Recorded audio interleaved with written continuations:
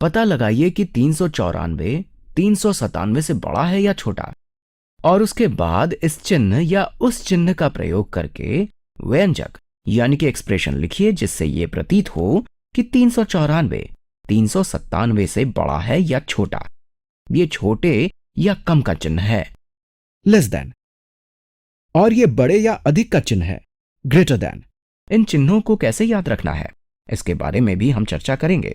तो आइए सबसे पहले दी हुई दोनों संख्याओं 394 और 397 पर ध्यान देते हैं और इन्हें यहां लिख लेते हैं। पहली संख्या 394 और दूसरी संख्या 397। अब दोनों संख्याओं में 100 सैकड़े के स्थान पर 3 है।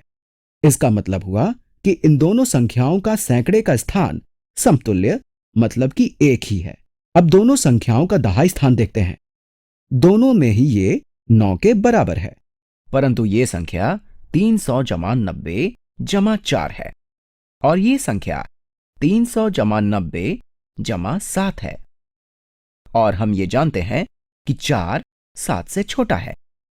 अब अगर आप संख्या रेखा को ध्यान में रखें तो आप जानते हैं कि उसमें 4 7 से पहले आता है। अगर आप 7 तक की गणना करेंगे तो आप 4 को पार करेंगे। इसका अर्थ यह हुआ कि 394 397 से छोटा है, और इसे हम छोटे का चिन्ह का प्रयोग करके इस तरह से लिखेंगे। फिर छोटे का चिन्ह 397 यानी कि 394 397 से छोटी संख्या है। यहां मैं आपको इसे याद रखने का तरीका बताना चाहता हूं। छोटी संख्या छोटे के चिन्ह से उस तरफ होती है जिस तरफ से चिन्ह स्वयं छोटा है। आप ये देख सकते हैं कि इस चिन्ह की ये दिशा इस वाली दिशा से बहुत छोटी है। इस व्यंजक को हम दूसरे तरीके से भी लिख सकते हैं, जैसे 397 बड़े का चिन्ह 394 यानी कि 397 394 से बड़ी संख्या है। और याद रखने के लिए बड़ी संख्या इस चिन्ह के उस तरफ होगी जिस तरफ उसका मुख खुला हुआ है या जिस तरफ से चिन्ह स्वयं बड़ा है।